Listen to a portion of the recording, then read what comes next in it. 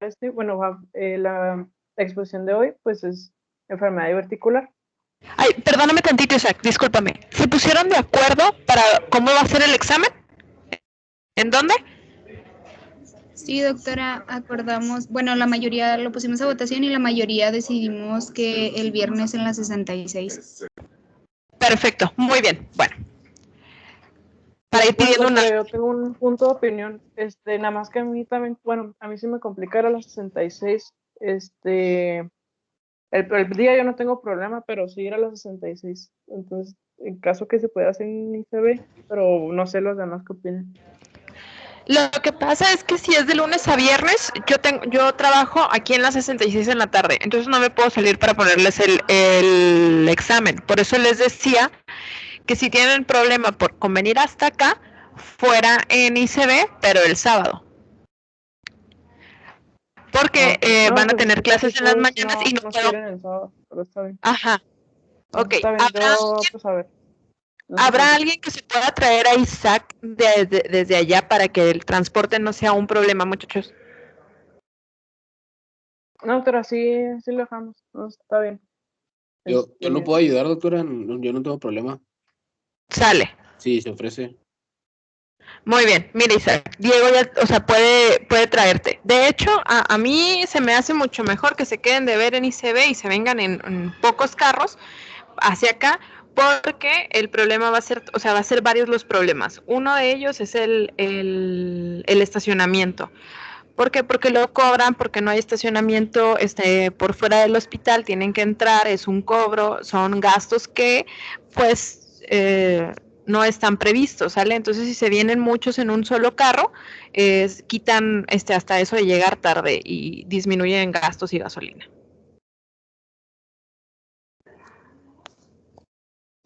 ¿Sale? Ok, sí, bueno, entonces la enfermedad diverticular pues va a ser, bueno, está representada por un conjunto pues de síntomas, eh, por cambios anatómicos y fisiopatológicos en el colon. Estos van a estar relacionados con la presencia pues de divertículos. Mencionaba que una definición de diverticulosis, que va a ser pues la presencia de estos divertículos en colon.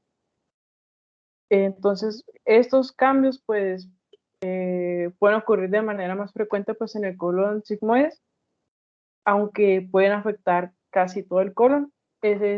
Mencionaba que estos cambios pueden, ya ahora sí entrando en diverticulitis, pues puede haber, es cuando ya se hace sintomático, puede haber infección, perforación, hemorragia, fístula y en ocasiones puede haber obstrucción. La verticulosis quiere decir, bueno, digamos, desde que la presencia de vertículos se describió por primera vez en el siglo XIX y mencionaba que parece ser un producto desafortunado de la revolución industrial que trajo consigo cambios profundos en la dieta. Dentro de la incidencia, se mencionaba que aumenta con la edad y pues que en Estados Unidos ha crecido mucho. Menciona que en otras, que afecta al 30% de las personas mayores de 60 años y que alrededor del 60 al 80% en las personas mayores de 80 años. Y que algo importante es que solo se desarrollan síntomas en alrededor del 10 al 20% de las personas con divertículos. También se mencionaba que es responsable de unas 300,000 hospitalizaciones al año y 1.5 millones de visitas ambulatorias, lo que pues supone un coste anual estimado considerable que supera los 2,000 millones de dólares. En la patogenia, pues los divertículos pues son herniaciones de la mucosa, esto pues a través de los puntos de entrada de los vasos sanguíneos en la pared muscular. Mencionaba que como los divertículos están formados exclusivamente por mucosa y no por toda la pared del intestino, se van a denominar falsos divertículos. Y pues nada más hay que recordar que los divertículos pues se forman, bueno, se dicen como pseudo divertículos y que los divertículos verdaderos pues solamente se van a formar entre las tenias mesentéricas y cada una de las dos tenias laterales. Entonces, como no hay vasos, esto porque como no hay vasos perforantes en el borde antimesentérico del colon, nos va a dar, no van a aparecer los artículos, no van a aparecer los divertículos, perdón. ¿Qué más? En su clasificación, pues podemos clasificarlos, como ya mencioné, en divertículos verdaderos o falsos, y clínicamente se pueden pues clasificar en divertículos no complicados y complicados.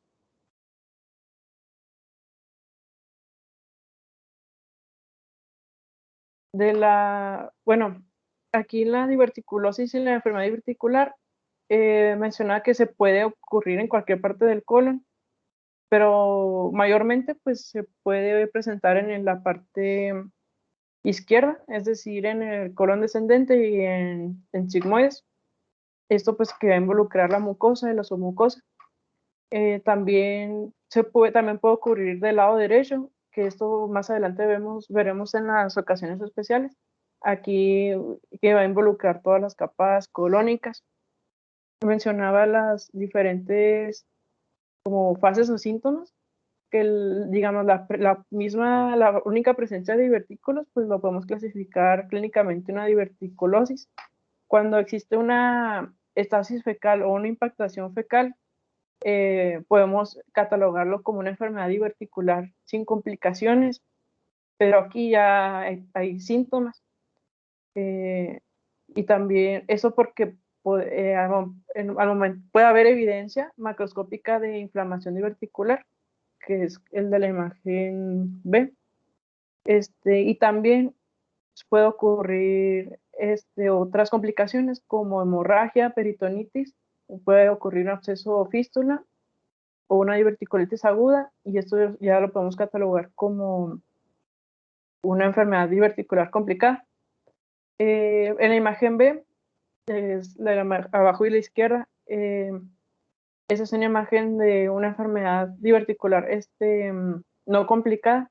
Esa se va a caracterizar por ausencia de evidencia macroscópicas de la inflamación, pero a la histología, que es la imagen a la derecha, aquí en la histología va a mostrar inflamación linfoplasmocitaria que se puede encontrar con folículos linfoides que van a expandirse por la lámina propia, es decir, que vendrá siendo la imagen, bueno, donde está la flechita negra.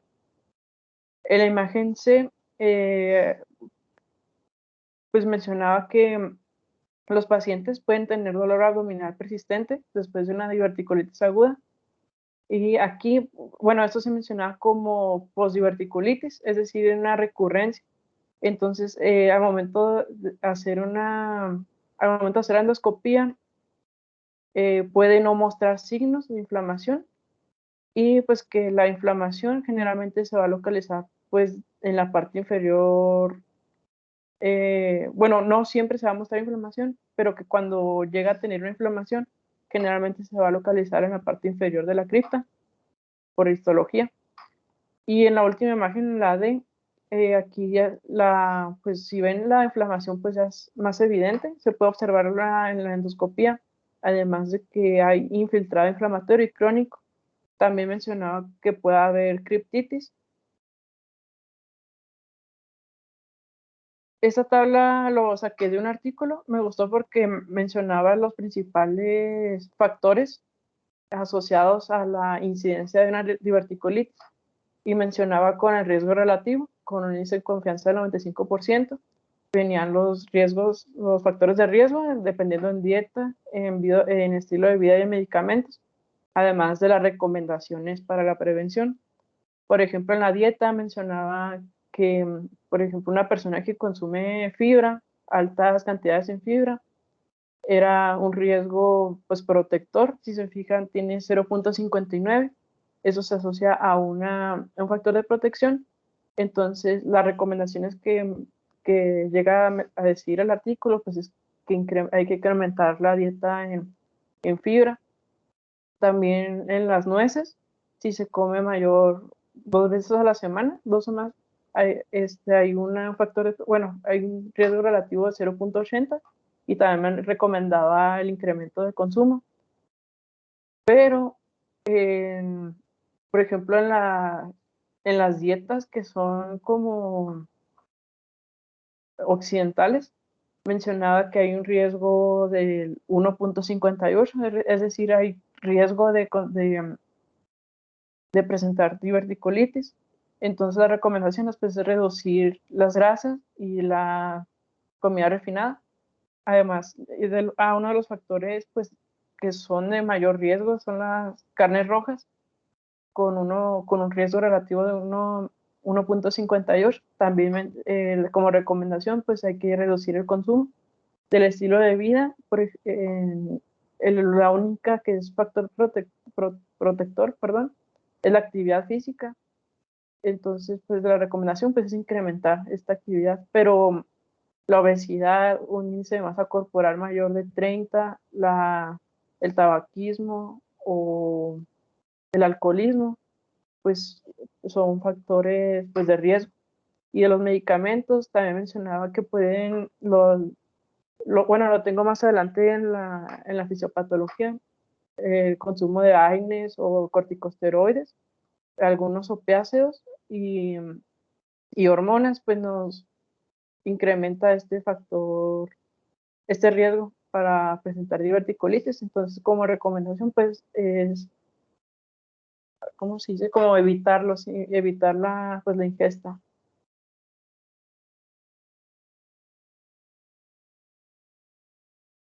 De los mecanismos biológicos propuestos, tenemos primero un aumento de la presión intracolónica que nos va a resultar la diverticulitis.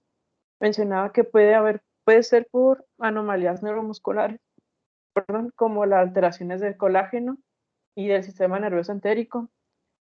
Había factores genéticos, por ejemplo, en el síndrome de Marfan, perdón, y el otro de Ehlers-Danlos, perdón, el síndrome Ehlers-Danlos, que va a haber una alteración en la elastina y en el colágeno que nos puede, pues se presenta pues va a haber una falla en los fibrocitos y pues esta alteración del colágeno nos puede, con el aumento de la presión intracorónica, pues nos da como resultado los divertículos. También mencionaba las alteraciones de los neurotransmisores y la disminución de las células y de las neuronas. También en la imagen de la derecha, que es la imagen B, también puede surgir por la microbiota intestinal alterada, que esto nos conduce a una inflamación crónica de bajo grado, que va a ser también mediada por taquininas, además del aumento de la formación de los nervios que nos conduce a una hipersensibilidad visceral.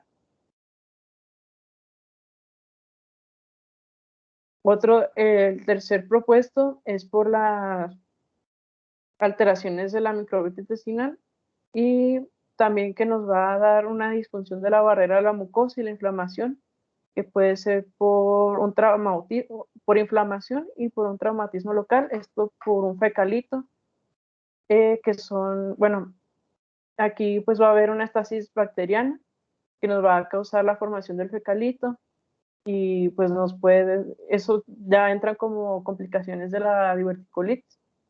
Además que también puede haber hemorragia diverticular, esto por los sitios de engrosamiento vascular asimétrico que nos puede dar hacia el lumen del trauma. También los factores de riesgo de lesión vascular como la obesidad y la hipertensión y el traumatismo luminal van a contribuir al sangrado.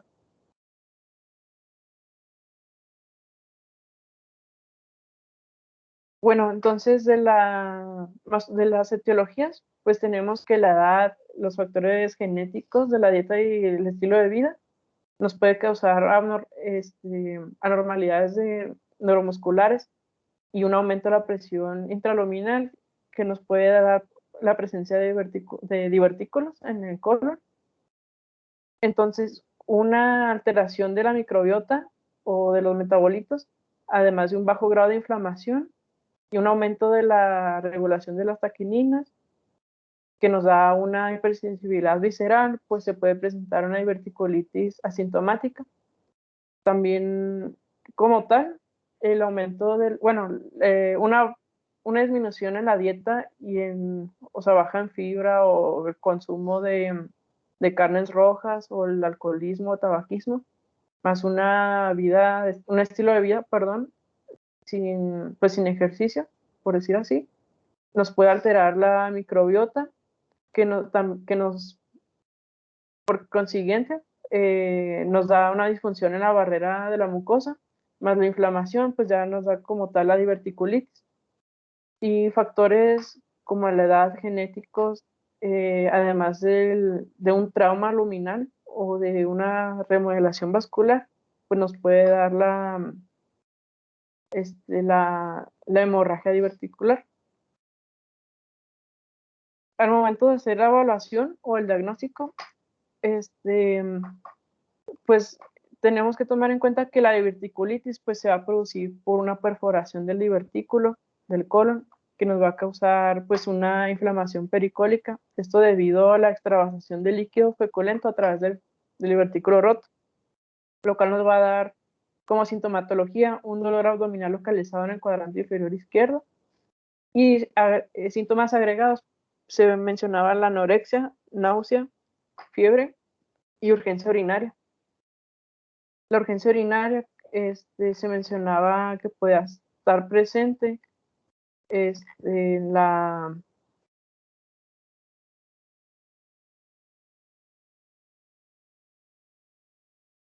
Ah, se me olvidó. Bueno, ahorita lo menciono más tarde, pero me faltó hablar de otros mecanismos de la diverticulitis, porque también no tengo más adelante lo de los AINES. Me voy a regresar un poquito. Bueno, lo voy a dejar en esta imagen, pero en la diverticulitis también se puede dar, bueno, por trastornos de la motilidad, esto pues que se produce en los segmentos, que nos va a dar este aumento en la presión intracolónica y que nos va a facilitar la alineación, esto pues a través de la capa muscular, también la deficiencia de fibra, esto porque la dieta pues contribuye a la patogenia general de la diverticulosis debido al menor volumen de las heces en el colon. Entonces, esta disminución resultante pues nos va a generar mayores presiones, esto para propulsar las heces hacia adelante. Entonces, como mencionaba, pues la fibra va a ser un factor protector. Entonces, al incrementar el peso y el contenido de agua del bolo fecal, además de reducir la segmentación de la presión y el tránsito colónico, en los AINES mencionaba que está relacionado con un aumento pues de las complicaciones. Esto pues lo veo acá, esto por la inhibición de la ciclooxigenasa, lo cual nos va a dar una menor producción de las prostaglandinas locales y pues va a representar un importante mecanismo para mantener el flujo sanguíneo mucoso y proveer barrera a la mucosa afectiva. Esto como en la imagen de la derecha. También como mecanismo directo con la incrementación de la translocación de toxinas y bacterias. Otro mecanismo también es el estado inmunológico, ya que la administración de esteroides también nos da un aumento de mayor riesgo de la perforación y de las complicaciones. Los opiáceos, como había mencionado en la tabla de los factores de riesgo, aquí también están relacionados con la elevación de la presión intracolónica, además de la disminución del tránsito intestinal, que también nos va a dar los riesgos de complicación en la enfermedad. Y el tabaquismo también pues, nos va a representar 3 veces mayor de riesgo el desarrollo de las complicaciones.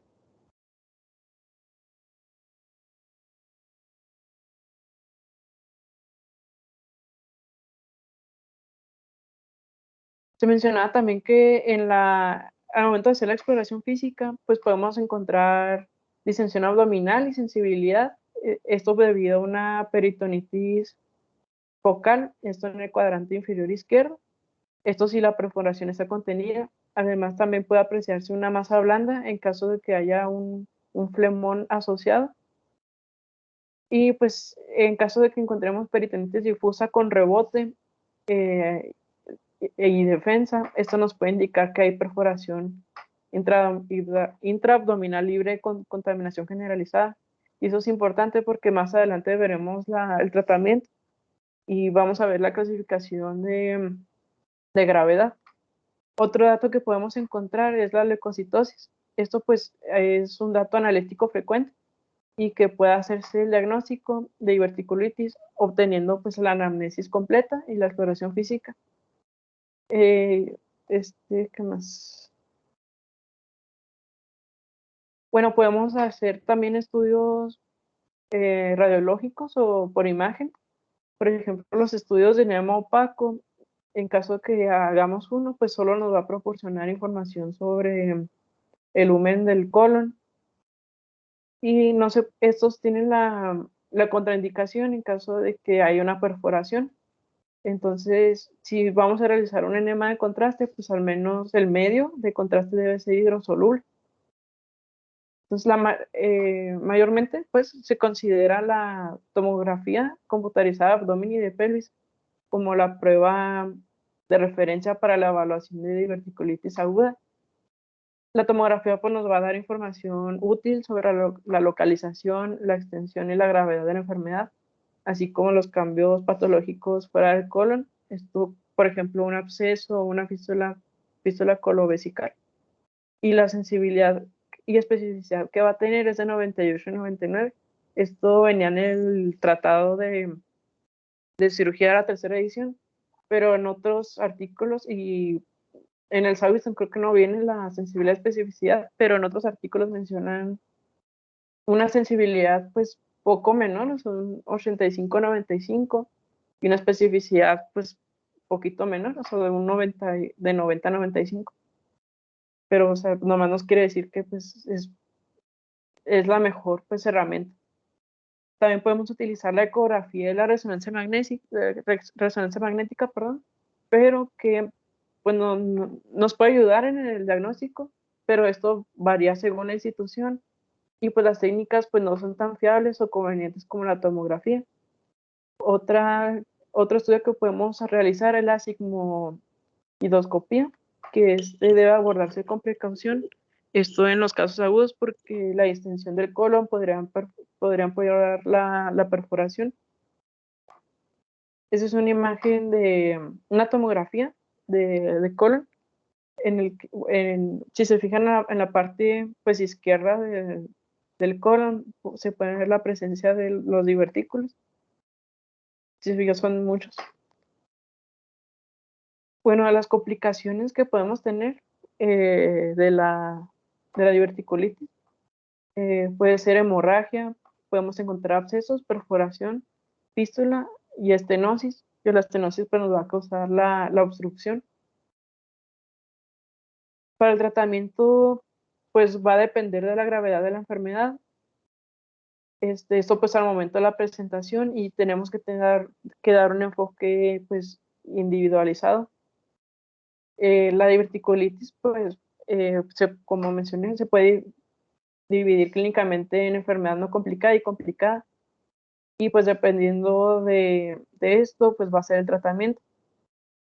De la no complicada, pues se suele hacer un... ¿Vas a darle?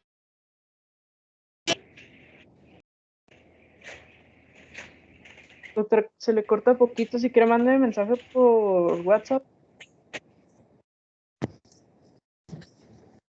Sale.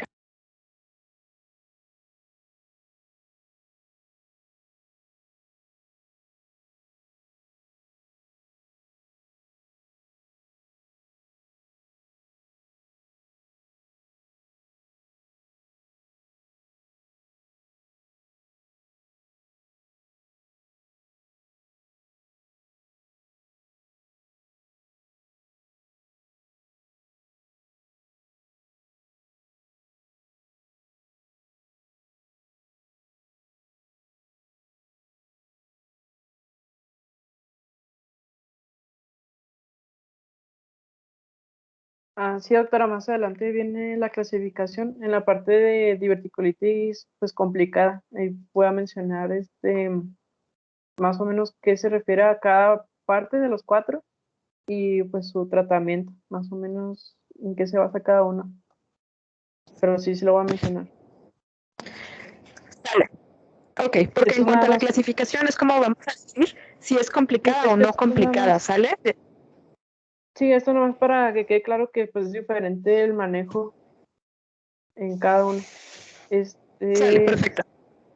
en el manejo médico de la no complicada, aquí pues suele darse de manera ambulatoria. Además, bueno, sea un régimen de antibióticos y pues modificación de la dieta a corto plazo hasta que los síntomas se resuelvan. Eh, Esto pues dependiendo del paciente si está febril, con signos estables, si puede tolerar la dieta oral y si no hay pruebas de inmunodepresión o trastornos comórbidos importantes. Los antibióticos aquí pues tienen que cubrir a los bacilos gram negativos y anaerobios. En el libro no mencionaba ningunos, entonces pues como si es más importante, bueno, para un médico general pues es el tratamiento al menos de lo no complicado. Busqué en la GPC y de los principales pues venía ciprofloxacino, la ceftriaxona, metronidazol. Estos combinados, bueno, se pueden combinar con mesalazina o con rifaximina. De la mesalazina, bueno, ahorita lo voy a mencionar más adelante, pero cuando es uno solo, un antibiótico, podemos utilizar imipenem o meropenem. Aquí les puse pues las dosis de cada medicamento que podemos utilizar. Por ejemplo, la mesalazina, este, nos va a ayudar inhibiendo la síntesis de prostaglandinas. Esto por la vía de inhibición de la ciclooxigenasa. Este va a ser un salicilato con propiedades antiinflamatorias. También pues, nos va a ayudar a la síntesis de leucotrienos quimiotácticos y también a la inhibición de la quimiotaxis de macrófagos y neutrófilos, que nos va a ayudar a evitar la progresión de la inflamación. Pues se suele dar de 500 miligramos cada 12 horas durante 10 días. La rifaximina, este va a ser un antibiótico semisintético para gram negativos y gram positivos y gram negativos. Y aquí pues su mecanismo de acción va a consistir en la inhibición de la síntesis de ARN bacteriano y también va a tener efecto bactericida y bacteriostático. Del metronidazol, pues mencionaba de 500 miligramos, puede ser IV o por tableta, dependiendo del paciente, y estos se suelen dar de 7 a 10 días. De los otros medicamentos, bueno, antibióticos importantes, la ciprofloxacino, de 400 miligramos en caso que sea IV o 500 cuando son cápsulas. Se suele dar cada 12 horas y durante 7 a 10 días. También meropenem, que se va a dar 1 gramo cada 8 horas. IV durante 7 días. Y mipenem de 500 cada 6 horas durante 7 días. Y ceftriaxona.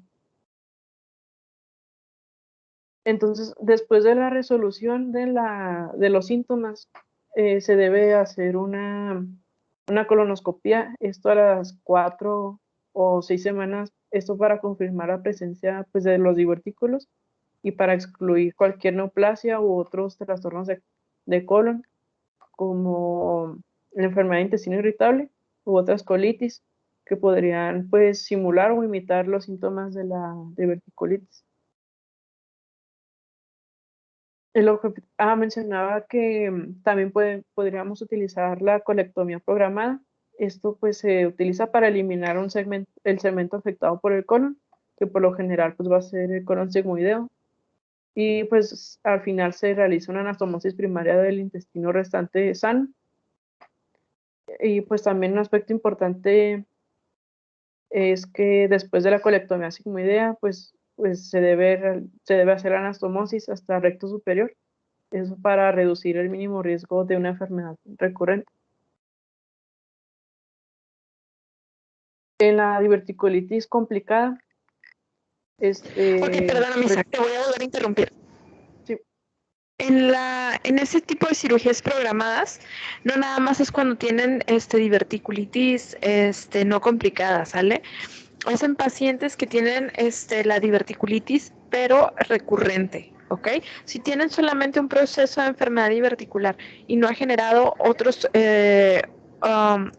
procesos inflamatorios anteriores, no les vas a realizar una cirugía, ¿sale? Solamente lo vas a mantener en vigilancia. Si el paciente ha tenido sangrado o dolor recurrente con inflamación de los divertículos, es cuando se oferta este tipo de cirugía. Gracias, doctora. También Sale, sí. mencionaba también que se puede utilizar la paroscopía. Esto pues que va a comprender menos dolor, además de una recuperación más rápida de la función intestinal y pues estancias hospitalarias más cortas. Pero nada más. De la diverticulitis complicada, esto pues ya va a ser presencia de abscesos, fístulas, obstrucciones. En caso de los abscesos, pues aquí los pacientes pueden presentar con dolor abdominal, fiebre, leucocitosis e hilio, esto debido a la inflamación asociada al intestino delgado. El tratamiento aquí de los abscesos pues va a depender del aspecto radiológico, esto del tamaño y de la localización. Mencionaba, por ejemplo, que en los abscesos pericólicos grandes, mayor o igual a 4 centímetros, por lo general pues se utiliza un drenaje percutáneo que puede ser guiado con ecografía o tomografía computada. Esto para reducir la inflamación y evitar pues un abordaje transabdominal por la parotomía. Los abscesos más pequeños normalmente no son adecuados para el drenaje, por lo tanto pues deben de tratarse con una combinación de antibióticos. Esto con observación, utilizando técnicas de imagen e intervalos para asegurar la resolución completa. Tenemos la clasificación de Hinch, que se utiliza habitualmente pues, para describir la enfermedad diverticular complicada por perforación y pues es otra herramienta para guiarnos en el tratamiento general. Tenemos 4 estadios. El estadio 1 que va a presentar un absceso pericólico o mesentérico pequeño y confinado. El estadio 2 que puede ser un absceso pélvico tabicado más grande. El estadio 3 es una peritonitis purulenta generalizada. Aquí pues ya se encuentra en una perforación. Y el estadio 4 nos puede dar una peritonitis fecal generalizada. Generalmente pues los estadios unidos se pueden controlar con la administración meramente de los antibióticos y del drenaje percutáneo, si es técnicamente factible. Y generalmente los estadios 3 y 4 pues constituyen urgencias quirúrgicas que van a requerir exploración quirúrgica inmediata. Aquí porque los pacientes van a presentar peritonitis generalizada y signos potenciales de sepsis fulminante. La sepsis fulminante está representada por fiebre, taquicardia e hipotensión. También mencionaba que las radiografías abdominales o de tomografía nos puede revelar aire en libre intraperitoneal, además de la inflamación asociada. Esto pues dependiendo del segmento perforado del colon. Y pues el objetivo quirúrgico aquí que tenemos, bueno, que se debe de realizar es el lavado de la contaminación abdominal y la resección del colon enfermo. Si el campo está muy contaminado, pues la anastomosis primaria no es muy segura, no es una opción segura. Y una estrategia apropiada debe ser la técnica de Harman. En la técnica de Harman aquí se utiliza una resección segmentaria en la que se hace una colostomía al extremo proximal y un cierre del muñón rectal. Decía que debido a la elevada morbilidad asociada a la colectomía urgente, el lavado laparoscópico pues es una estrategia terapéutica alternativa, sobre todo en los pacientes con estadio 3 de Hinch. Aquí esa intervención pues va a implicar una laparoscopía de diagnóstico seguida de una irrigación con suero caliente. Aquí pues se trata de limpiar la contaminación intraabdominal y la colocación de drenajes, esto cerca del segmento perforado. Aquí no se realiza pues ni colectomía ni colostomía y los pacientes se tratan con antibióticos perioperatorios.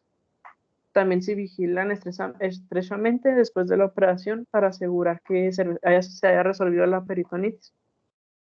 Y en los pacientes pues, que no mejoran, pues sí se considera aquí la colectomía. En los pacientes que llegan a presentar fístulas, una fístula pues va a ser una comunicación entre dos sitios anatómicos. Entonces, la más común pues va a ser la comunicación con el intestino. El intestino y, bueno, el principal es con la cópula vesical, pero también se puede presentar en vagina o intestino delgado, que son también sitios destacables. Aquí, pues estas fístulas, en el caso de las colovesicales, se suelen presentarse con infecciones recurrentes de las vías urinarias, pero también puede haber neumaturia o fecaluria. En las fístulas que son con sigmoides, es decir, las sigmoideo-vesicales, aquí se menciona que son más frecuentes en los hombres que en mujeres, esto debido a que anatómicamente, pues el útero va a impedir que el sigmoide se adhiera a la vejiga. Y el tratamiento inicial pues, va a consistir en antibióticos de amplio espectro, esto para asegurar la resolución de la inflamación. Y para la planificación preoperatoria, pues es importante también realizar una colonoscopía para examinar el colon afectado y excluir que sea otro diagnóstico como cáncer de colon o enfermedad de Crohn. Después, pues se debe realizar la resección programada, esto del trayecto de la fístula y del colon afectado y haciendo una anastomosis primera subsiguiente. Decía que también que si se llega a encontrar un pequeño defecto en la vejiga y que puede que no sea necesario cerrarlo de forma primaria, ya que pues que la curación va a ser de forma espontánea. Pero si la vejiga aquí pues se va a drenar la vejiga, perdón, con una sonda Foley durante 7 días después de la operación. Y también puede haber a las fístulas hacia el intestino delgado, generalmente pues van a requerir una resección y una anastomosis también primaria. En el caso de la obstrucción, aquí pues la obstrucción va a ser causada por la estenosis, que no suele asociarse a la diverticulitis, pero se puede producir por la inflamación crónica que va a producir el estrechamiento de la luz. Esta suele ser parcial e insidiosa, pero en ocasiones pueden tener síntomas de obstrucción significativos. Aquí también tenemos que realizar una colonoscopia preoperatoria para excluir carcinoma, que va a ser fundamental en caso de una resección programada. Pero si no es factible debido al estrechamiento luminal, pues podemos realizar un estudio de contraste retrógrado o una enterografía por tomografía computarizada.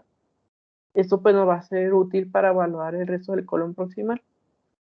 Y el tratamiento adecuado pues va a consistir en introducir una sonda nasogástrica para la descompresión mientras se maneja la obstrucción tratando la infección con antibióticos o drenaje percutáneo del absceso. Doctor, aquí yo tengo una duda porque, bueno, no sé cómo, al momento estuve investigando, pero no me quedó claro bien lo de la sonda nasogástrica. Sé que hay sondas que van desde nariz hasta intestino delgado, pero aquí el problema es en colon. ¿Utilizan otra vía de acceso o se utilizan, pues así como tal, la sonda nasogástrica? No, la sonda nasogástrica se va a poner como siempre, ¿sale? Y el plan de colocarla es solamente descomprimir el estómago y parte del intestino para que no se genere tanta inflamación y no genere tanto dolor en el paciente, ¿ok? Eso es para descomprimir, pero es para descomprimir arriba. No vamos a meter sondas por otros lados, ¿sale? Sí, es que se me hizo, bueno, vi la imagen, bueno, como es el problema en colon, por eso se me hizo raro, o sea, la sonda. No, e incluso imagínate, tienes un colon lastimado y tú le vas a meter una sonda sin observar hacia dónde va, puedes incluso perforar el colon. Okay. ¿Sale? O sea, no tiene sentido meterla por otro lado que no sea hacia el estómago o por la nariz. Es otra, o sea, por decir, como como el drenaje, que es a través del abdomen. No. Las sondas nasogástricas no sirven como drenaje, son demasiado delgaditas. ¿Ok? Y si, bueno, algún día los voy a traer acá para que vean las cirugías. Los drenajes en abdomen ya no deberían de ser abiertos, deberían ser drenaje cerrado, ¿sale? La sonda nasogástrica es un drenaje abierto, aparte de que es un tubo con solamente un hoyo distal y uno proximal, y eso nos sirve como medio de drenaje. Los que son tubulares, los drenajes tubulares tienen que tener varias fenestraciones para que no se vayan a tapar. Ok, muy bien, gracias, doctora. Sale. Y ya por último tenemos las consideraciones especiales. Aquí mencionaba a los pacientes inmunodeprimidos. Esto porque, puede ser en pacientes inmunodeprimidos o trasplantados. Entonces mencionaba que pues, representaba un desafío para el cirujano. Y decía que aunque la diverticulitis no es más prevalente en estos tipos de pacientes, aquí sí, lo que sí menciona es que hay un mayor riesgo de presentar una enfermedad recurrente y pues complicada. Por lo tanto, pues que que hay un umbral más bajo al momento de realizar la colectomía sigmoidea. Esto porque hay una disminución de la capacidad pues para combatir el problema infeccioso. Y mencionaba en el Savistton pues que la colectomía profiláctica seguía siendo controvertida. Esto antes de un trasplante. Y también la diverticulitis del lado derecho. Aquí en caso que es relativamente infrecuente, pero que aquí los pacientes suelen ser más jóvenes en comparación de los pacientes que tienen diverticulitis sigmoidea. Entonces, la característica pues va a ser el dolor abdominal del lado derecho y pues también presenta un reto, eso porque el diagnóstico diferencial es amplio, ya que tenemos que, entre los diagnósticos diferenciales, pues tenemos que descartar apendicitis aguda, divertículos de Meckel, una colecistitis, una enfermedad inflamatoria pélvica, pielonefritis, adenitis mesentérica y colitis isquémica. Entonces, pues tenemos que realizar una anamnesis detallada y pues evaluarla con una tomografía computarizada, si es esto pues para establecer el diagnóstico correcto. Y nos menciona que al igual que la diverticulitis sigmoidea, en la tomografía computarizada pues se observa la acumulación de grasa o absceso o un flemón asociado.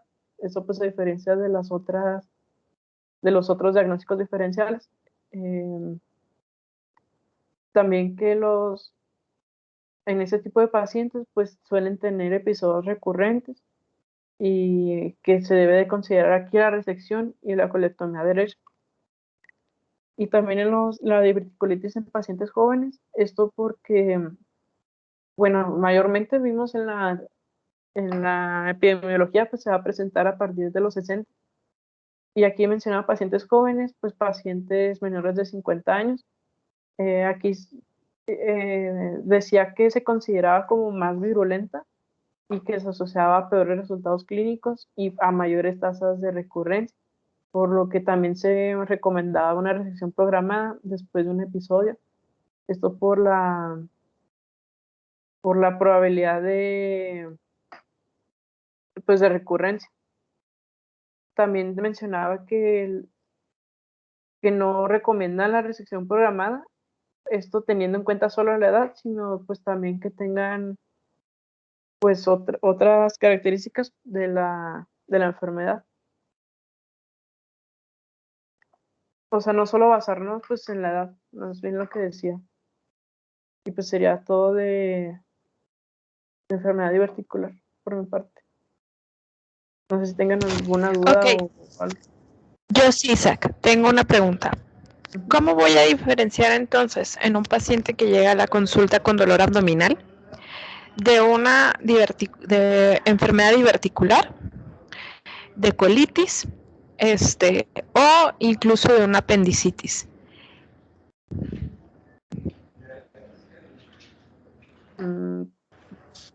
Bueno, pues los dos van a presentar, los tres creo que bueno, en la colitis, el dolor creo que suele ser pues, generalizado en abdomen. La diverticulitis, en caso de que sea al lado derecho y apendicitis, pues van a presentar dolor del lado derecho. Pero tenemos que hacer, bueno, al menos en apendicitis, pues hay signos pues, específicos. Entonces, si salen pues negativos, pues podemos pensar más en una diverticulitis que en una apendicitis. Te voy a dar un secreto. No. ¿Por qué? Porque pues, si la diverticulitis es del lado derecho y la apendicitis, obviamente, es del lado derecho, te van a dar positivo los signos apendiculares también.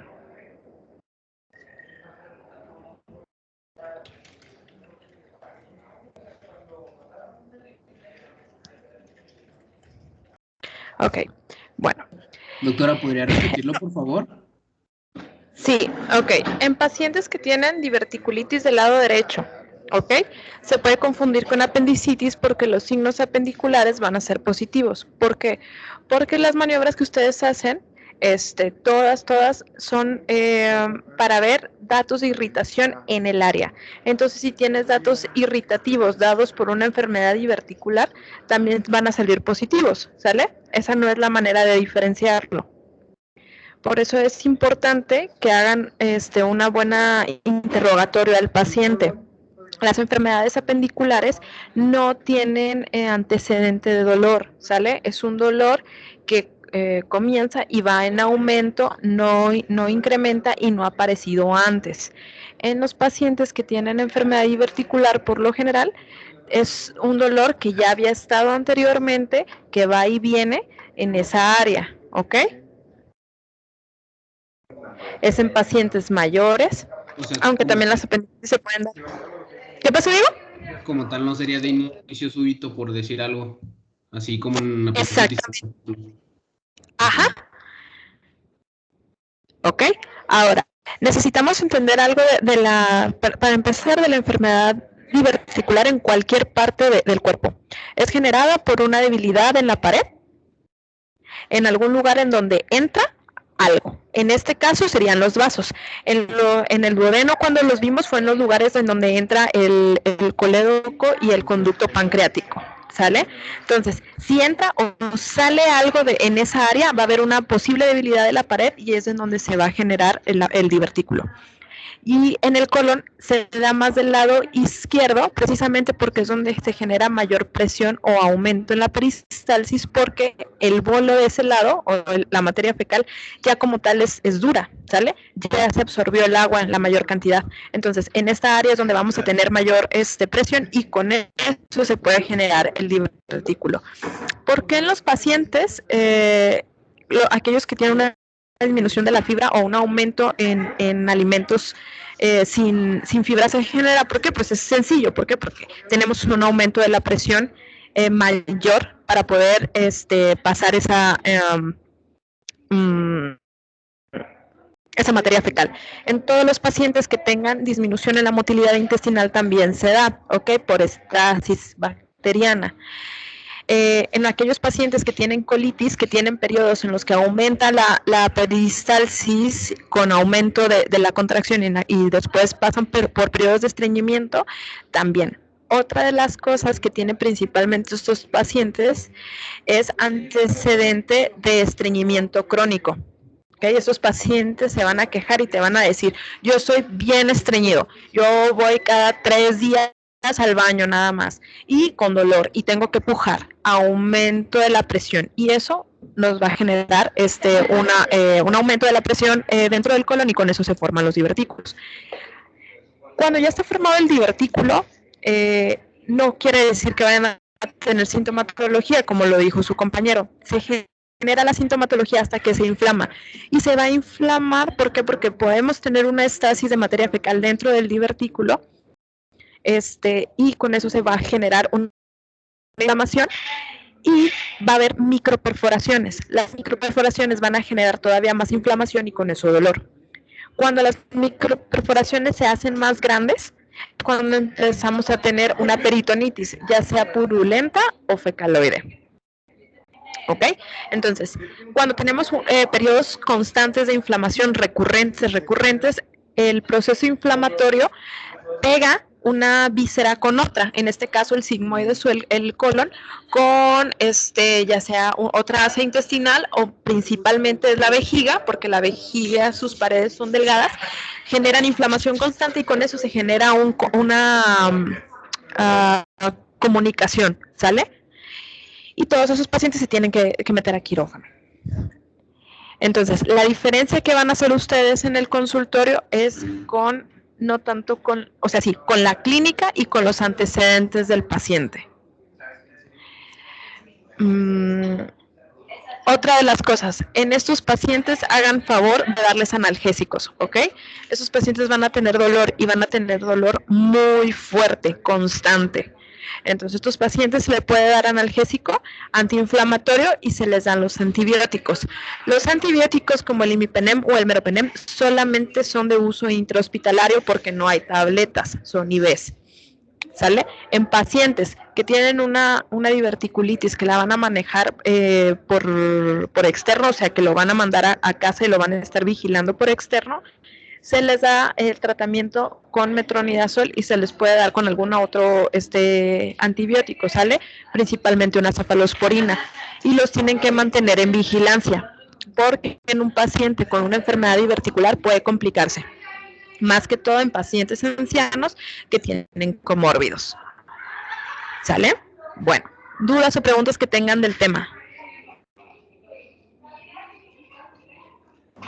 Pero no siempre.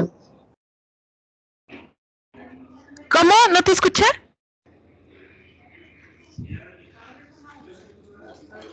Que todo bien, doctora, dijo el compañero. Ah, muy bien. A ver, permítanme un minuto.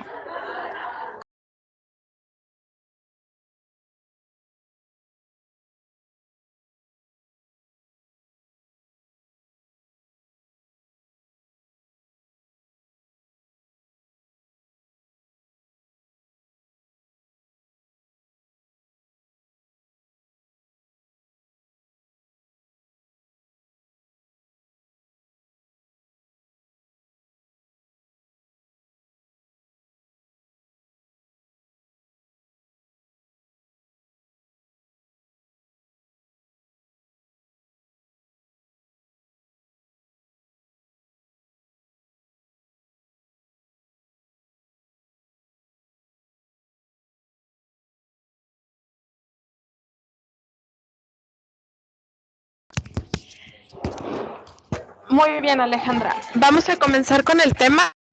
Síndrome de intestino irritable también es un tema largo y es un tema que tiene que quedar bien claro para ustedes porque es una de las cosas más comunes que van a tener en la consulta, ¿sale? Entonces, comiénzalo, Alejandra.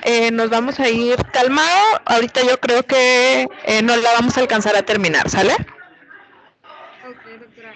¿Sí me escuchan bien?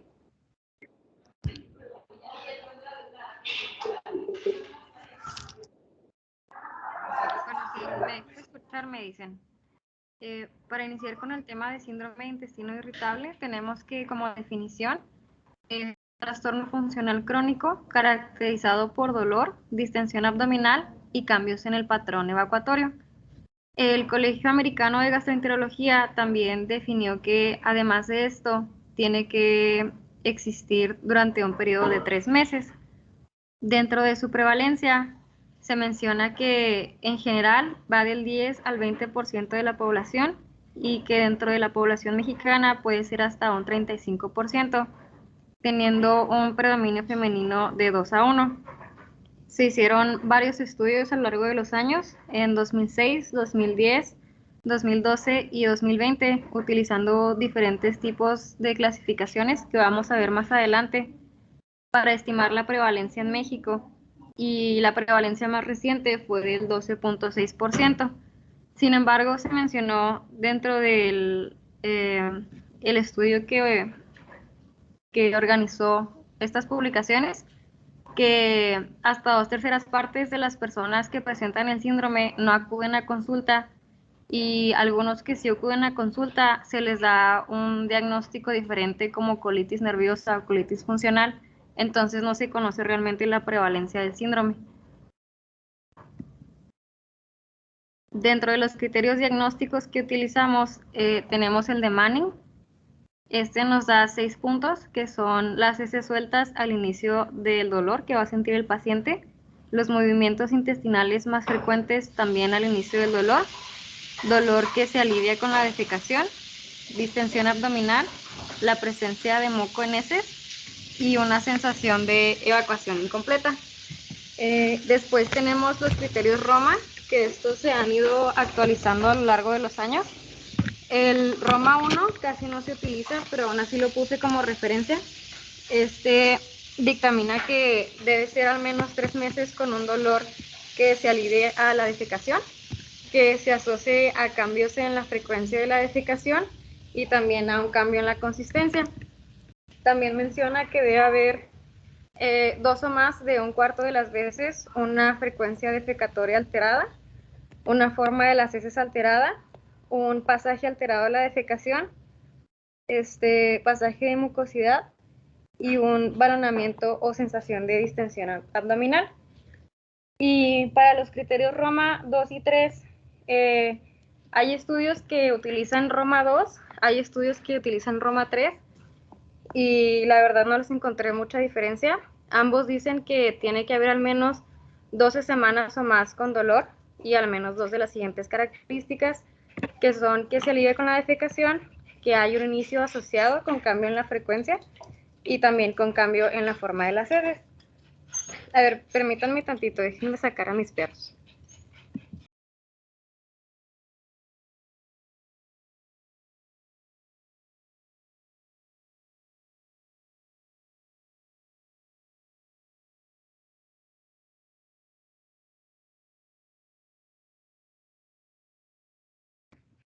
Ok, listo. Para la fisiopatología del síndrome, este es un trastorno multifactorial, entonces no existe una causa bien definida ni algún agente, pero se han juntado diferentes teorías. Tenemos la teoría de los trastornos de la motilidad, donde dice que los pacientes con el síndrome van a tener estos trastornos con mayor frecuencia que la población general, y esto es por alteraciones en la actividad gástrica. Esto nos va a dar un aumento de la frecuencia del complejo motor migratorio. Entonces los pacientes van a tener más contracciones yeyunales y más propulsión ileal. Todo esto pues nos va a dar respuestas exageradas al alimento y al estrés emocional, principalmente en el colon de los pacientes. También tenemos la teoría de la hipersensibilidad visceral, que es como la más aceptada. Esta se propuso porque se hicieron diferentes estudios en los pacientes donde se observó que tienen una percepción anormal del dolor cuando tienen un estímulo visceral, y que este mismo estímulo en pacientes normales no generaba dolor o no generaba incomodidad. Entonces, bueno, todo esto que está determinado por fibras que llevan la información a médula y al tallo cerebral, se asoció con anormalidades que se encontraron en el eje de hipotálamo, hipófisis y suprarrenal. También porque había una respuesta mayor en los pacientes que presentaban el síndrome a los pacientes pues normales. Y se establecieron como estas 3 propuestas de las respuestas exageradas, que es porque el aumento de sensibilidad se da gracias a nociceptores silenciosos, porque hay una hiperexcitabilidad espinal, esto por la activación de óxido nítrico y también de diferentes neurotransmisores, también porque hay una modulación endógena de la transmisión nociceptiva, y porque con el tiempo el paciente iba a desarrollar una hiperalgesia, y esto iba a darnos cambios permanentes en las respuestas a la estimulación visceral. También se presentó la teoría de la inflamación, porque se encontró que hasta el 15% de los pacientes tiene un antecedente de gastroenteritis al inicio de los síntomas del síndrome. Entonces, se cree que si los pacientes tienen una inflamación de bajo grado o una inflamación microscópica, esto iba a llevar a más permeabilidad de la mucosa y al trastorno, al desarrollo del síndrome. Dentro de la teoría de la alteración de la flora intestinal, Esto está, ¿cómo se dice? Está como respaldado porque se inició el tratamiento con probióticos y con antibióticos y se vio mejoría. Entonces se mencionó que los pacientes con el síndrome, a comparación de las personas sanas, tienen una diferencia en la microbiota intestinal y en la flora fecal. Y también si el paciente tiene una infección, este estado postinfeccioso puede llevar al paciente a que desarrolle o a ser el detonador del síndrome. Dentro de los factores psicológicos, se encontró que hasta 2/3 de los pacientes que presentan el síndrome tienen trastornos psicológicos relacionados y que esta prevalencia de problemas psiquiátricos iba a variar según el grupo de población. Se vio que había más prevalencia en los pacientes que llegaban hasta tercer nivel. Los factores psicológicos se tomaron en cuenta porque van a influir sobre el umbral del dolor. Entonces alteran los umbrales sensoriales.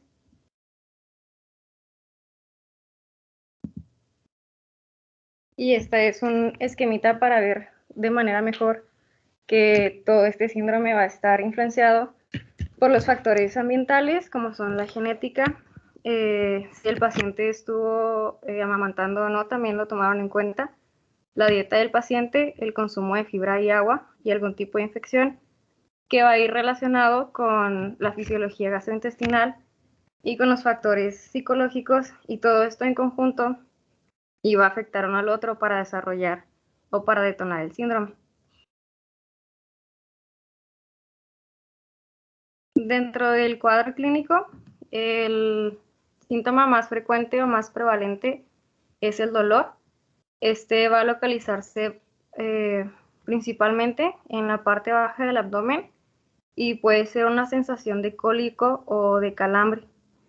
Por definición, este dolor tiene que ser en episodios y tiene que sentir el paciente algún tipo de alivio al defecar. También suele exacerbarse cuando hay estrés emocional, o cuando el paciente come alimentos altos en grasas. También se encontró que las pacientes, como es mayor prevalencia femenina, describían un empeoramiento del dolor cuando estaban en la etapa premenstrual y menstrual. Aquí es importante hacer una semiología completa del dolor porque hay varios diagnósticos diferenciales por ser un dolor no muy específico. Entonces tenemos que descartar que haya algún trastorno biliar, alguna urolitiasis o algún problema ginecológico. También está el cambio en el hábito intestinal. Este suele ser de estreñimiento intercalado con diarrea. Y para esto tenemos que determinar qué es lo que el paciente define como estreñimiento o qué es lo que define como diarrea. Entonces nos vamos a basar en la escala de Bristol que tenemos del lado derecho, donde nos menciona los 7 tipos de heces, y esto se lo enseñamos al paciente para que nos diga, para que nos escriba más bien el tipo de heces que ha tenido y poder clasificarlo. Los pacientes que tienen el síndrome van a tener un aumento en la actividad rectosigmoidea hasta 3 horas después de comer. Entonces, la actividad de colon transverso, de colon descendente y de colon sigmoide va a tener una motilidad y una amplitud de contracciones mayor que en los pacientes sanos. También dentro de esto mismo de hábito intestinal, los pacientes van a describir que tienen una sensación de evacuación incompleta. Entonces van a ir seguido al baño, pero no van a defecar. Otro síntoma es el gas o la flatulencia. Esto va a hacer que los pacientes se quejen de distensión abdominal y de que pues, traen mucha flatulencia o muchos eructos. Esto por el tránsito y por la alteración del tránsito y porque se disminuye la tolerancia de gases intestinales. Entonces, o tienen flatulencias o refluyen el gas.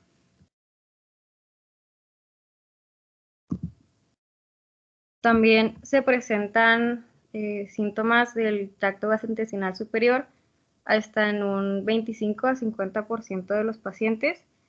Los principales son dispepsia, acidez estomacal, náusea y vómito.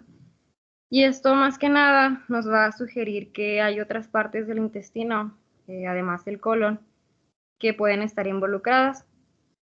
Por ejemplo, se vio en un estudio que hubo una prevalencia del 31% de dispepsia en pacientes que ya tenían el síndrome de inflamación. Y también tenemos los datos de alarma, que esto va a ser relevante si es un paciente mayor de 50 años o si es un paciente que tenga un inicio reciente, que no tenga mucho tiempo con el síndrome y ya presente estos datos de alarma, que son la edad, el inicio abrupto de síntomas, que haya una pérdida de peso, síntomas nocturnos, que sea de sexo masculino, tenga antecedentes de familiares con cáncer colorectal, que presente una anemia o un sangrado rectal y que haya hecho uso reciente de antibióticos.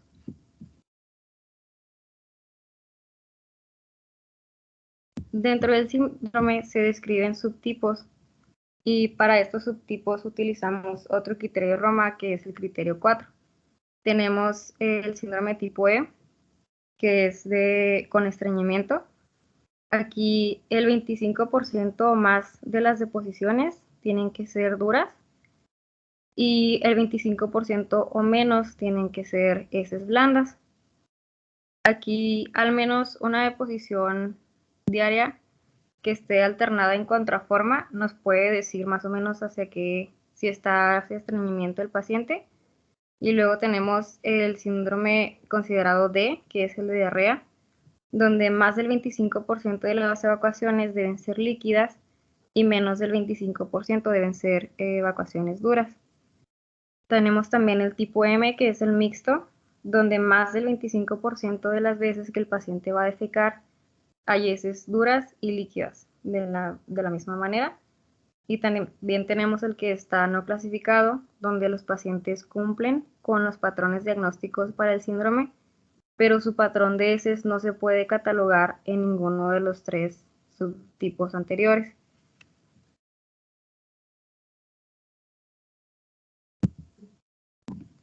Para el diagnóstico del síndrome, podemos dividirlo en pacientes que no tengan datos de alarma y pacientes que sí tengan datos de alarma. En pacientes que sean principalmente jóvenes y no tengan datos de alarma, el diagnóstico lo podemos hacer en bases clínicas y se requieren pocos procedimientos diagnósticos. Se mencionaba que debemos evitar el uso excesivo de las pruebas diagnósticas porque pueden dar falsos positivos, entonces es basarnos más en la clínica. Los estudios que vamos a solicitar son una biometría hemática para descartar una anemia, una velocidad de sedimentación o proteína C reactiva para excluir algún proceso inflamatorio, y si el paciente tiene diarrea, un coprológico, aunque ya en publicaciones más recientes se mencionó que el coprológico se debe pedir aunque el paciente no tenga heces blandas, también para buscar leucocitos, sangre o parásitos. Ya en los pacientes que tengan datos de alarma o que sean mayores de 50 años, que es uno de los datos, tenemos que hacer estudios de imagen o de laboratorio y también una endoscopía para descartar que exista una colitis, un cáncer colorectal, alguna enfermedad como CUSI o Crohn o algún parásito. También para los dos tipos de pacientes tenemos que tomar en cuenta la historia psicosocial, si recientemente ha tenido algún evento estresante, las preocupaciones del paciente y las conductas de búsqueda que tengan de atención médica, porque como les mencioné al principio, hay algunos que no van a consulta o algunos que van a consulta y reciben otro tipo de diagnóstico, y también va a haber pacientes que vayan a consulta, mejoren y ya cuando empeore otra vez regresen a consulta con un médico diferente. Entonces hay que tener un seguimiento de estos pacientes.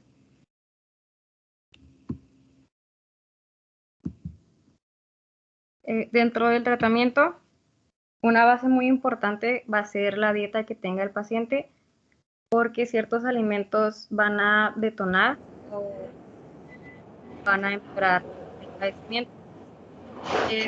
Principales alimentos. ¿Quiere decir algo, doctora?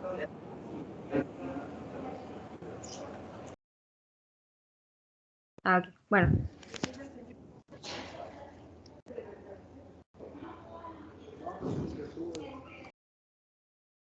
Los principales alimentos que debe evitar el paciente son alimentos que fermenten.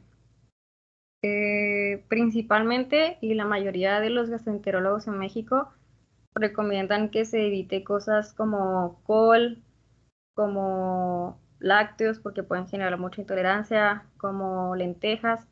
Sin embargo, Harvard pues, nos dio esta lista donde dice que se debe evitar manzanas, frijoles, brócoli, col, cafeína, coliflor, goma o bebidas o alimentos que tengan endulzantes, el chocolate, los productos de lácteos, los alimentos pues altos en grasa, la margarina, las nueces, el jugo de naranja y de frutas ácidas y productos de trigo, porque todo esto puede detonar o empeorar la enfermedad. Y también es importante que el paciente consuma fibra. La fibra Psyllium plantago o Psyllium plantago, no sé cómo se mencione, es la que más se recomienda. Sin embargo, esta la tenemos que iniciar a dosis bajas e ir incrementando o incluso disminuyendo según la respuesta del paciente, porque puede generar dolor abdominal, distensión y flatulencia. Ahora bien, Ok, ahora sí. Hay que tener cuidado con lo que le vamos a decir a los pacientes que dejen de comer, ¿sale? Más que todo tienen que llevar un diario de evacuaciones y con eso decir qué comió, si tuvo o no tuvo dolor y cómo fueron las evacuaciones en ese día, para que no los dejen sin comer. Acuérdese que la mayor parte de la población en México no tiene el recurso como para hacer comidas muy elaboradas, ¿ok? Entonces la mayor o la base de la alimentación es frijoles, arroz, tortillas y cosas que les van a generar gases. Entonces, y lo van a ver cuando lleguen al servicio social, que les van a decir, bueno, deje de comer todo esto y va a decir, bueno, ¿y qué voy a comer entonces? ¿Ok? Antes de quitarles los alimentos tenemos que ver cuáles son los que le pueden generar gas. Muchos de los pacientes no tienen ningún tipo de sintomatología con la leche, pero por ejemplo no pueden tolerar la papa. ¿Okay? Entonces, por favor, tengan cuidado, les pueden dar la lista, pero hay que hacer su diario primero. Listo, continúa. Ok, gracias, doctora. Dentro del tratamiento farmacológico se ha apoyado el uso de antiespasmódicos, antidiarreicos o laxantes, antidepresivos, agentes serotoninérgicos y antibióticos. Los antiespasmódicos se utilizan por el efecto anticolinérgico para que nos relajen la musculatura lisa y se menciona que a pesar de esto la eficacia puede ser variable porque tienen efectos sobre el dolor abdominal pero no tanto sobre el patrón evacuatorio. Entonces los que tenemos disponibles en México es la meverina. Esta está disponible en cápsulas de 200 miligramos y se prescribe una con cada alimento. También tenemos la trimebutina en cápsulas igual de 200 miligramos. Esta puede estar sola o en combinación con la simeticona de 75 miligramos. Y la pregabalina, que está en cápsulas de 10 miligramos y se va a administrar cada 8 horas. Tenemos también la butiliocina, que va a estar disponible en grajeas. Esta puede estar en combinación con metamizol o con paracetamol o ibuprofeno. Tenemos también el bromuro de pinaverio. Se va a indicar de 100 miligramos cada 8 o 12 horas. El citrato de alberina de 60 miligramos, igual puede estar solo o en combinación con simeticona de 300 miligramos, que se va a administrar con cada alimento. La fenobrina de administración de 200 miligramos cada 8 horas. y la diclomicina de 10 miligramos que se administra igual con cada alimento.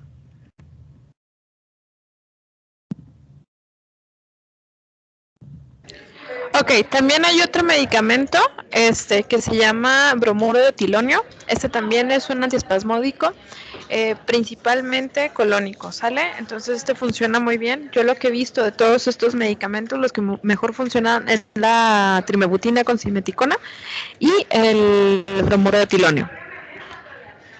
Ok, continúa. Los antidiarreicos, pues obviamente van a ser para controlar síntomas de diarrea, pero son de predominio individual, se va a usar en los pacientes que tengan esta clasificación del síndrome. La loperamida, pues es el agente antidiarreico principal por disminuir el tránsito intestinal, también la urgencia y la incontinencia. Esta se administra 4 miligramos después de cada evacuación y una dosis de mantenimiento de 6 miligramos diarios. Sin embargo, también tenemos disponibles en México la lidamidina, que se administra 4 miligramos cada 8 horas, y la colestiramina, que se administran 2 a 4 gramos al día según la respuesta del paciente.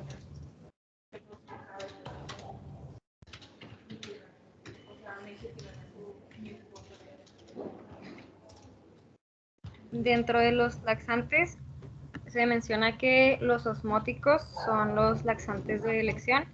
Sin embargo, tenemos que administrarlos con cuidado y a dosis escaladas, porque el paciente puede presentar cólico abdominal o gases. Tenemos la lactulosa, que son 5 a 10 gramos por sobre, es el que más he visto que se utiliza. También tenemos el PEC, que trae 17 gramos por sobre. Y bueno, como ya les mencioné, esto se administra de acuerdo a la respuesta del paciente. Incluso, bueno, he visto que a veces se utiliza nada más al inicio cuando empiezan a tratar el síndrome. Ay, Dios mío. Cuando empiezan a tratar el síndrome para laxar al paciente y ya después se administra la fibra para controlar el tránsito intestinal.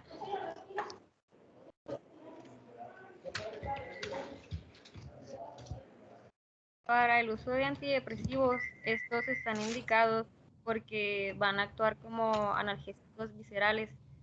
Entonces, aparte de modular el dolor, van a ayudar con los síntomas psicológicos que ya vimos relacionados. Los más utilizados pues, van a ser los tricíclicos, pero deben iniciarse a dosis bajas y administrarse más que nada por la noche para evitar los efectos adversos. Los disponibles, bueno, uno de los disponibles en México, porque son varios, es la metiltriptilina con dosis de 12.5 a 50 miligramos cada 24 horas, un máximo de 2 semanas. También la imipramina de 25 a 50 miligramos cada 24 horas, también como máximo de 2 semanas. La fluoxetina de 20 miligramos cada 24 horas por 6 a 12 semanas. La paroxetina de 10 a 40 miligramos cada 24 horas, un máximo de 6 semanas. El citalopram de 12 a 40 miligramos cada 24 horas, 12 semanas. Y el escitalopram de 10 a 20 miligramos cada 24 horas por 6 a 20 semanas.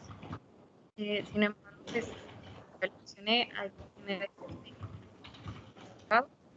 por que nos van a dar.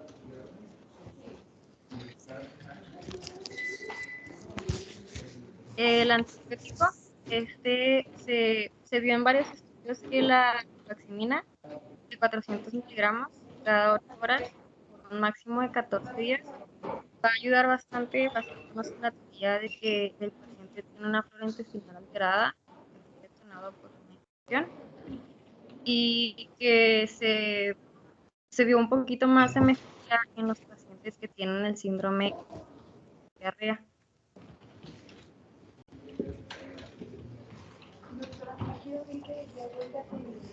Dentro de los agentes serotoninérgicos, la explicación para este medicamento, que fue el Tegacerot, fue la hipersensibilidad visceral. También se vio una mayor mejoría con los pacientes que tienen predominio con el tipo de diarrea, porque lo que va a hacer principalmente es que nos atenúa el tránsito del colon. Entonces, pues va a mejorar los síntomas que presente el paciente. Y lo último del tratamiento que se ha recomendado más recientemente es los probióticos, que van a ayudar al balance de citocinas inflamatorias y antiinflamatorias del colon, y también pues a restablecer la microflora que tenga alterada el paciente, así como la psicoterapia, porque se ha visto el aumento, pero la prevalencia de síndromes o trastornos como la depresión y la ansiedad. Entonces se recomiendan terapias de relajación, que son las más utilizadas. Estas son yoga, meditación, también terapia cognitivo-conductual, terapia psicodinámica, hipnoterapia, e incluso he observado que ya hay gastroenterólogos que trabajan de la mano con terapeutas para que los pacientes, pues la mayoría de sus pacientes, no nada más los que tienen el síndrome de intestino irritable, trabajen tanto del lado médico como del lado psicológico y poder atenuar sus síntomas y sus enfermedades. Entonces esto también ya está más recomendado. Y pues ya por último les puse un diagrama donde está resumido todo lo del síndrome del intestino irritable. No sé si tengan alguna duda.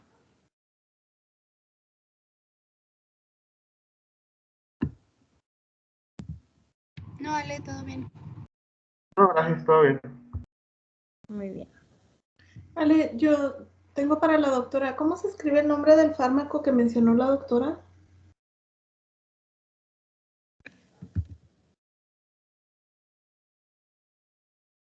Ahorita le pregunto. Gracias. Sí, porque no me acuerdo bien. Bromuro de etilonio, ¿no? ¿Cómo? Ay, perdón. Era el bromuro de etilonio. Ok, gracias. Perdónenme, yo pensé que lo estaba diciendo y tenía el micrófono apagado y es que estoy como tonta, discúlpenme. Bromuro de otilonio.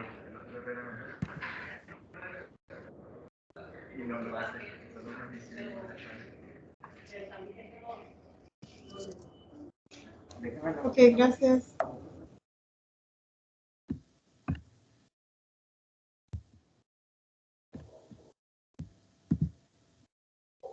Y pues estas son las referencias del tema. Muy bien, chicos, ¿alguna duda que tengan para hacer el diagnóstico de estos pacientes? De verdad que lo van a tener bastante en su consulta.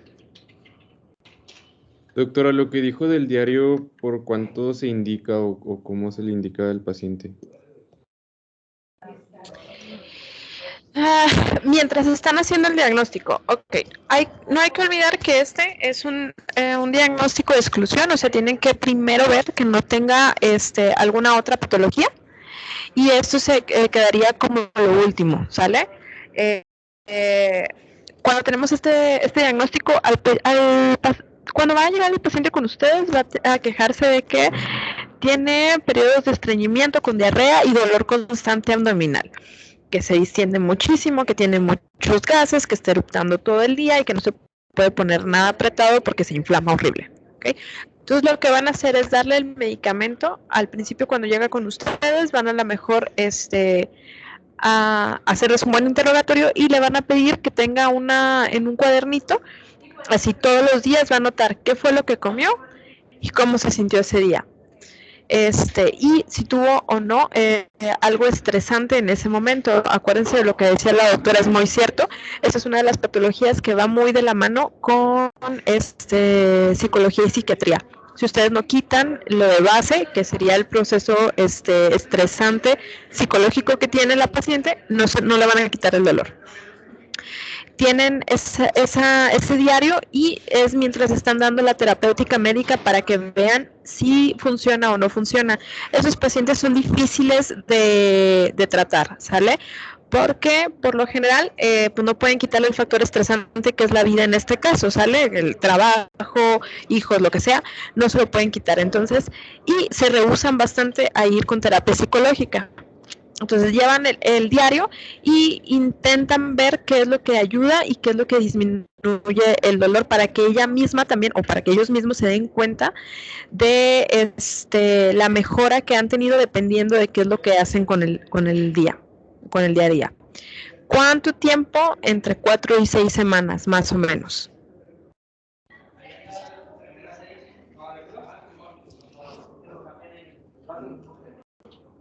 Ok, gracias, doctora.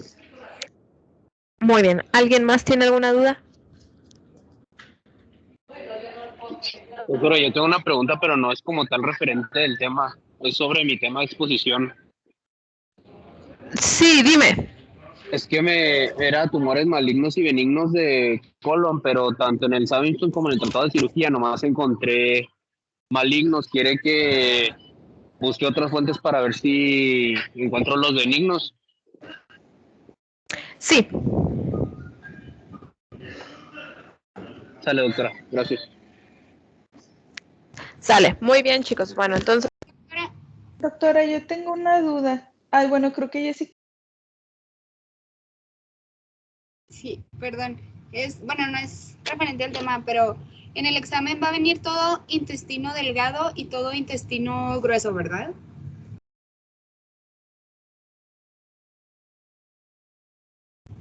Su micrófono está apagado, doctora. Carajo, no sé qué pasa. Ok, yeyuno, hilo y colon, sí. Todo. Ok, Doctora, otra pregunta. ¿Ya tiene los Sí. temas para el siguiente examen, bueno, repartidos en cómo los vamos a exponer? Todavía no, pero se los doy mañana, ¿sale? Gracias. Muy bien. ¿Quién me falta? ¿Alguien más había hablado? Sí, yo, en cuanto en el tratamiento, los antidiarreicos y los laxantes, en el paciente se puede mostrar primero, por ejemplo, estreñimiento y luego ya después de darle los laxantes que se muestre diarrea y tener que cambiar el medicamento, o ahí como...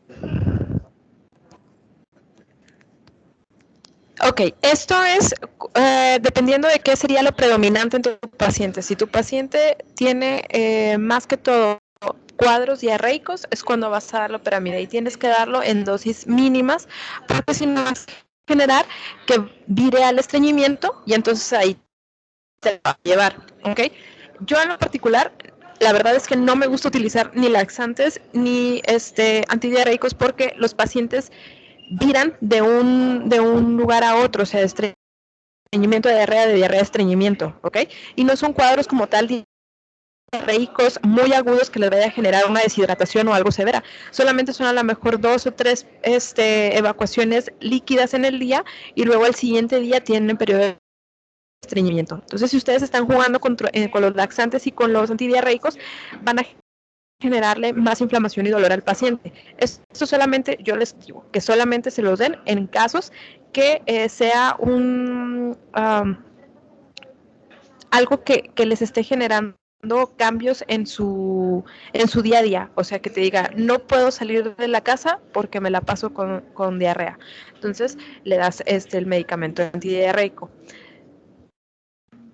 El paciente que te diga, es que de verdad tengo un estreñimiento súper de 4 o 5 días no voy al baño y el Psyllium Plantago no me está funcionando, entonces le darás a lo mejor el laxante, ¿sale?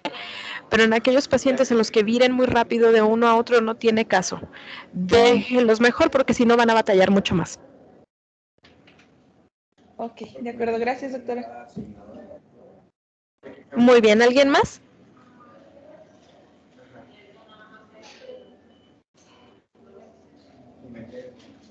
Sale. Bueno, entonces ahora sí, muchachos. Nos vemos mañana, ¿ok?